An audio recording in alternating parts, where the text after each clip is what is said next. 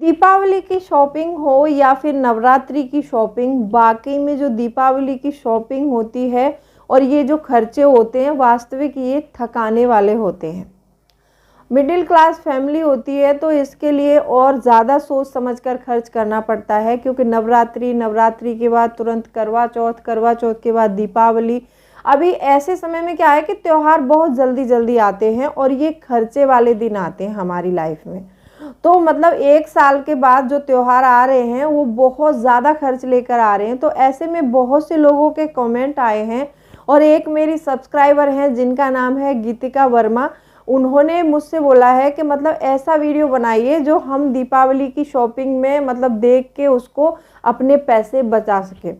देखो, दीपावली, होली ये ऐसे त्यौहार होते हैं कि इनमें पैसा बहुत खर्च होता है। ये यहाँ तक कि हमारे एक महीने से जो हम बजट बनाकर चल रहे हैं, हमारे महीने के बजट को भी बिगाड़ देता है। और यहीं पर कोई इमरजेंसी आ जाए तो वो तो बहुत ही मतलब मुश्किल वाला काम हो जाता है।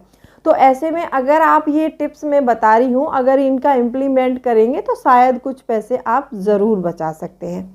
तो वीडियो बहुत इंटरेस्टिंग है, वीडियो के अंत तक ज़रूर बने रहिएगा। मैं हूँ राधा चौहान और मेरे चैनल क्रिएटिव चौहान में आपका बहुत बहुत स्वागत है। आई होप आप बहुत अच्छे होंगे और सेहतमंद होंगे और आप लगातार मेरी वीडियो के साथ भी बने हुए होंगे।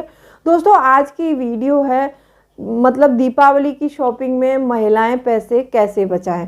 तो वीडियो बहुत इंटरेस्टिंग होने वाली है, वीडियो के अंत तक ज़रूर बने रहेगा। और अभी तक आपने चैनल को सब्सक्राइब नहीं किया है तो आपसे एक रिक्वेस्ट है, सब्सक्राइब करिए अपने इस चैनल को और बेल आइकन को भी ज़रूर प्रेस कर दीजिएगा ताकि ऐसी ही इंटरेस्टिंग वीडियो की नोटिफिकेशन आपको मिलती रहे। और वीडियो अच्छा लगे तो अपने फैमिली फ्रेंड्स में शेयर ज़रूर कीजिएगा और एक लाइक ज़रूर कर दीजिएगा। तो चलिए स्टार्ट करते हैं वीडियो को। आज के वीडियो में 7 पॉइंट बताऊँगी, 7 पॉइंट बहुत महत्वपूर्ण है। वीडियो थोड़ी लंबी हो सकती है तो वीडियो को पूरा ज़रूर वॉच कीजिएगा। तो पहला पॉइंट है कि फेस्टिवल सेल्स में करें खरीदारी। देखो, अभी फेस्टिवल चल रहे हैं तो जगह जगह सेल लगी हुई हैं और सेल में बहुत सस्ता सामान मिलता है। लेकिन सेल में ये ध्यान भी रखना है आपको कि हम सेल में जा रहे हैं, सामान सस्ता मिल रहा है, तो ये नहीं है कि मतलब जो सामान चाहिए वो भी खरीदा, जो नहीं चाहिए वो भी खरीदा। कुछ सामान ऐसे होते हैं कि मतलब जो हमको चाहिए नहीं, सिर्फ महीने 6 महीने में कभी कभी चाहिए होते हैं। तो ऐसे सामान को हम किसी से आपस में मतलब चेंज करके भी काम चला सकते हैं। जैसे कोई चीज़ ऐसी है कि सिर्फ हमें 1 साल में 2 बार ही चाहिए और ज़्यादा नहीं चाहिए, अगर हमारे किसी नेबर के पास है, अगर हमारे घर में अदर कोई है उसके पास है, तो हम उससे लेके भी काम चला सकते हैं 1-2 दिन के लिए। तो ऐसे सामान पे पैसा खर्च करने की कोई ज़रूरत नहीं है। तो ऐसा सामान आपको परचेस नहीं करना है, क्योंकि देखो हमें अपने महीने का बजट भी देखना है। अगर हमारा बजट बिगड़ जाए तो ऐसी शॉपिंग का कोई फ़ायदा भी नहीं होता है। तो सेल्स में अगर आप जा रहे हैं तो आपको पता है कि मुझे इस सामान की ज़रूरत है। आपके पूजा का सामान हो सकता है, बच्चों के कपड़े हो सकते हैं, आपका कोई ऑर्नामेंट हो सकता है। बहुत से लोग इस समय जैसे धनतेरस आ रही है तो उस पर सोना चांदी खरीदते हैं। तो ऐसे मतलब आपने देखा होगा कि मार्केट में सेल्स लगती है, तो सेल्स में क्या होता है कि बहुत सारी छूट दी जाती है। तो वहाँ से आप परचेस ज़रूर करिए सामान। ऐसा नहीं है कि जहाँ आप किसी मॉल में चले गए वहाँ पर कोई ऑफ़र नहीं है, कुछ भी नहीं है, ऐसे सामान को परचेस करके ला रहे तो वहाँ पर बहुत ज़्यादा खर्च होता है हमारा। तो आपको क्या करना है कि जब भी आप मार्केट जा रहे हैं और सेल्स लगी हैं और आपको पता है कि ये सामान हमें चाहिए ही चाहिए, उसको आप सेल से ज़रूर खरीदिए। दूसरा पॉइंट आता है कि ऑनलाइन और ऑफलाइन दोनों पे करें खरीदारी। देखो, ऐसा नहीं है कि जैसे मान लो आप ऑनलाइन के ही भरोसे बैठे रहो या फिर आप ऑफलाइन के ही भरोसे बैठे रहो। आपको पता चल रहा है कि मतलब हम किसी वेबसाइट पे जाके देख रहे हैं कि यहाँ पर ऑनलाइन में ये सामान हमें इतने का मिल रहा है। पर्टिकुलर कोई भी सामान हो सकता है, वो कपड़ा भी हो सकता है, आपका कोई फर्नीचर भी हो सकता है, कुछ भी हो सकता है। आप ऑनलाइन देख रहे हैं और आपने ऑनलाइन देख लिया है तो अब उसको ऑफलाइन जाके भी ट्राई करो। आप ऑफलाइन जाके भी मार्केट में जाके भी एक्सप्लोर करके देखो कि ये सामान यहाँ पर कितने का है। और ऐसा नहीं है कि हमने ऑनलाइन एक वेबसाइट पे देखा हो और हम बाहर में गए ऑफलाइन किसी दुकान पर, वहाँ पर भी एक ही दुकान पर देखा, ऐसा मत करना। ऑफलाइन भी आप कम से कम 10 से 12 दुकानों पर मतलब जा घूम घूम के देखिए कि क्या चीज़ कितने का मिल रहा है। क्योंकि दीपावली में अक्सर करके अपने घर के लिए कोई फर्नीचर खरीदता है, कोई गाड़ी खरीदता है, कोई सोना खरीदता है, कोई कुछ खरीदता है, कोई बच्चों के कपड़े खरीद रहे हैं, कुछ अपने कपड़े खरीद रहे हैं।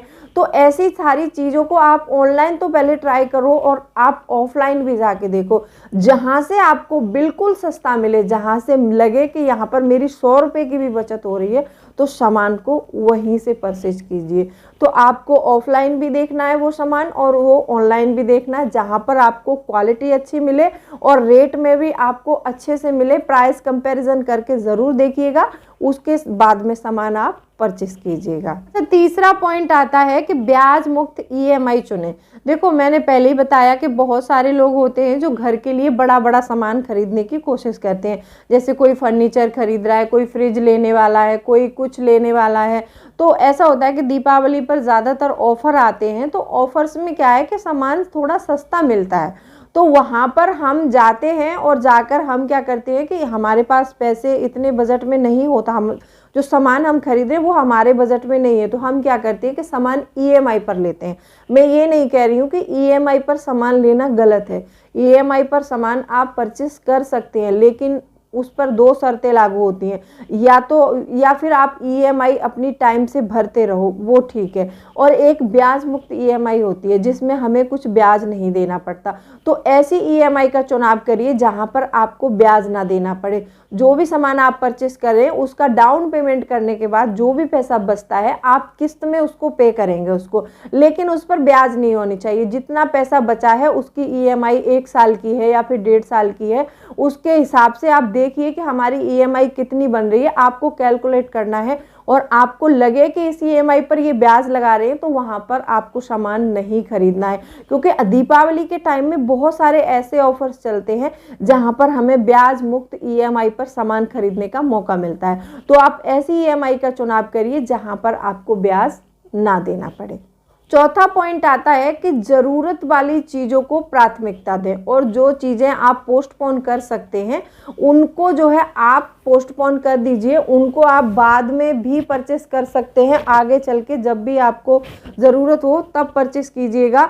और जो भी सामान आपको लग रहा है कि इसकी मुझको वाकई में नीड है, आपके छोटे बच्चे हैं, छोटे बच्चों के कपड़े हैं, क्योंकि देखो बच्चों को हम नहीं समझा सकते हैं, हम तो चलो बड़े हैं तो हम समझ सकते हैं, हम अपने लिए अगर नहीं भी खरीदेंगे तो भी कोई बात नहीं, लेकिन बच्चों को हम नहीं समझा सकते। आपको बच्चों के कपड़े हैं या फिर कोई ऐसा घर का पूजा का सामान है या फिर किसी को देने के लिए कोई गिफ्ट है, और हाँ ये बात भी याद रखनी है, महंगे गिफ्ट किसी को भी ना दें।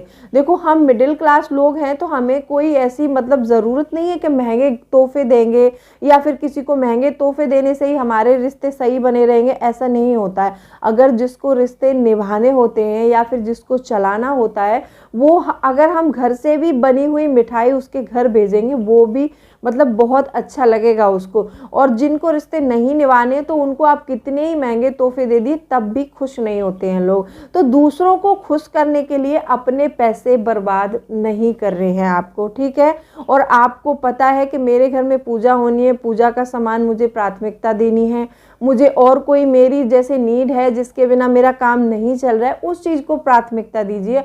और जिन चीज़ों को आप पोस्टपोन कर सकते हैं उन चीज़ों को आप अपने बजट से हटा सकते हैं। अच्छा, इसी में ये बात भी आती है कि जब भी दीपावली होली हो, मैंने आपको पहले ही बताया है कि सबके लिए पहले से पैसे बचाना शुरू कर दीजिएगा, क्योंकि ऐसा होता है कि जब भी हम 100 रुपये मंथली भी, जैसे अभी नवंबर में हम दीपावली मना लेंगे, उसके बाद अगली दीपावली के लिए हमें तैयारी ज़रूर रखनी चाहिए, या फिर होली के लिए कोई भी फेस्टिवल आता है, फेस्टिवल्स के नाम से एक आप मतलब अपना एक वो इन्वेलप बना लीजिए, उस इन्वेलप में हर महीने 100, 200, 300 जैसे आपसे बच पाते हैं वैसे ही फेस्टिवल्स के नाम से डालते रहा करिए उसमें।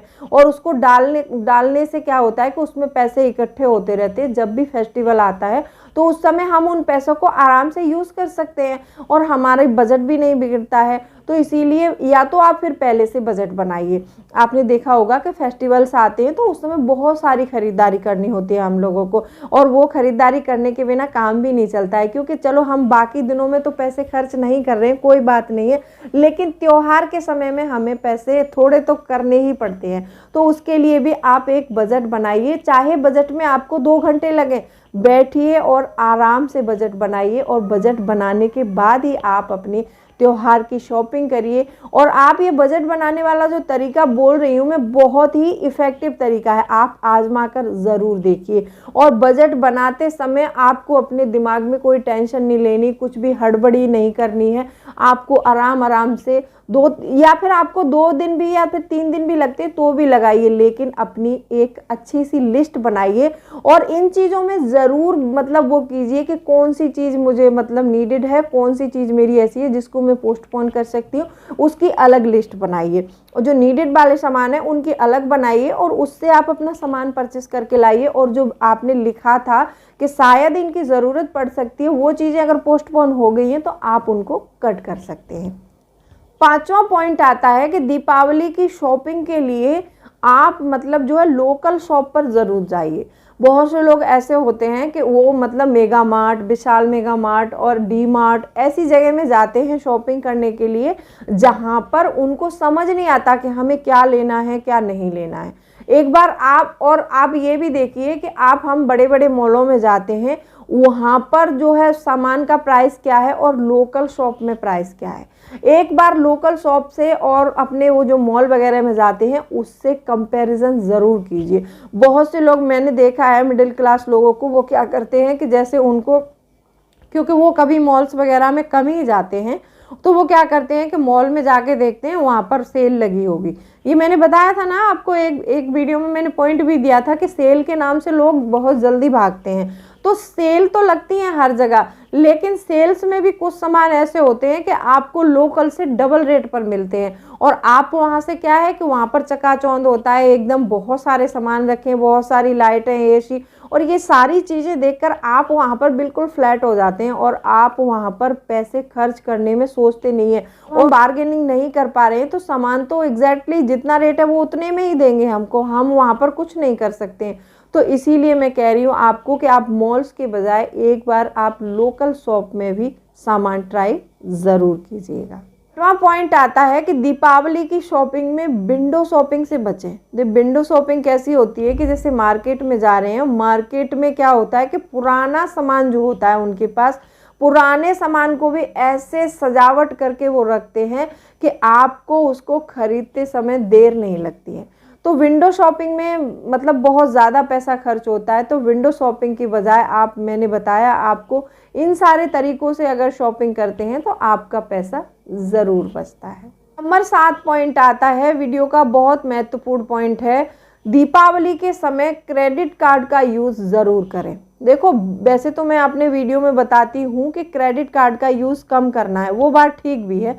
क्रेडिट कार्ड का दीपावली के समय में क्या है कि दीपावली के समय में बहुत सारी क्रेडिट कार्ड जो कंपनियां हैं वो ऐसा ऑफर देती हैं कि आप मतलब आपके पास जिस भी कंपनी का क्रेडिट कार्ड है, इस कंपनी से आपको 20% की छूट है या फिर 25% की छूट है। तो इस छूट का फ़ायदा ज़रूर उठाएं। ऐसे समय में आप क्रेडिट कार्ड यूज़ कर सकते हैं, लेकिन लिमिट में रहकर। अनलिमिटेड मत कीजिएगा, क्योंकि 15% के चक्कर में या फिर 20% के लालच में आकर आप वहाँ पर वो भी सामान परचेस करें कि जिसकी आपको ज़रूरत नहीं है। ये सोच लो कि वीडियो में तो बता ही दिया है कि क्रेडिट कार्ड का इस्तेमाल दीपावली पे कर लेना है, लेकिन सोच समझकर आप उतना ही शॉपिंग कीजिए क्रेडिट कार्ड से, जहाँ पर आपको छूट मिल रही है उसका फ़ायदा भी उठा लो और आगे आपको EMI पे करने में भी दिक्कत ना हो। क्योंकि ऐसा होता है क्रेडिट कार्ड से हम शॉपिंग तो कर लेते हैं और छूट का फ़ायदा भी उठा लेंगे, लेकिन अगले महीने हमने EMI नहीं दे पाया तो उस पर हमें कम से कम 20 से 35% तक ब्याज देना पड़ जाता है इस पर, तो वो ब्याज बहुत ज़्यादा हो जाता है। तो इसीलिए आपको क्रेडिट कार्ड का यूज़ तो करना है, लेकिन सोच समझ कर करना है। और दीपावली पर ज़्यादातर पटाखों में पैसे ज़्यादा बर्बाद ना करें, क्योंकि पटाखे चलाने से हमारा जो इन्वायरमेंट है वो भी ख़राब होता है, जो हमारा पर्यावरण है वो भी ख़राब होता है। और ज़्यादातर अपने बच्चों, आपने देखा होगा, क्योंकि छोटे छोटे बच्चे जो चलाते हैं तो वो जल जाते हैं, कहीं भी कुछ भी बहुत सारी हानि हो जाती है। तो इस समय अगर आप पटाखे का यूज़ कर भी रहे हैं, बच्चों को दे रहे हैं, तो आप बच्चों के साथ में रहिए और साथ में रह के चलाइएगा। वैसे तो ज़्यादा यूज़ नहीं करना है, हमें ग्रीन दीपावली मनानी चाहिए। तो कैसी लगी वीडियो कमेंट सेक्शन में ज़रूर लिख दीजिएगा, और वीडियो अच्छी लगी हो तो वीडियो को लाइक शेयर कर सकते हैं। तो चलिए मिलती हूँ अगले वीडियो में, तब तक के लिए bye bye, thanks for watching. और उनकी 2 क्वेरी और हैं, उन्होंने बोला है कि होम टूर दीजिए और आप कितना अर्न करती हैं। तो अर्निंग का भी मैं आपको आगे जाके आपको पता चल जाएगा, मैं बता दूंगी। और होम टूर का वीडियो जब मैं अपने घर जाऊंगी जहाँ पर रहती हूँ उत्तर प्रदेश में, तब आपको दे पाऊंगी, क्योंकि अभी जहाँ पर मैं रह रही हूँ वहाँ पर रेंट पर रहती हूँ, हस्बैंड जॉब करते हैं, तो यहाँ पर कोई ख़ास घर मैंने नहीं ले रखा है, क्योंकि मैं सेविंग के प्रति बहुत ज़्यादा जागरूक हूँ। तो इसीलिए यहाँ का होम टूर देने से कोई फ़ायदा नहीं है। जब भी मैं अपने घर जाऊँगी तो होम टूर आपको ज़रूर दूँगी। और थैंक यू आपको ये क्वेश्चन करने के लिए और ये वीडियो की डिमांड करने के लिए। ऐसे ही बने रहिएगा मेरे वीडियो के साथ और चैनल को सब्सक्राइब ज़रूर कीजिएगा।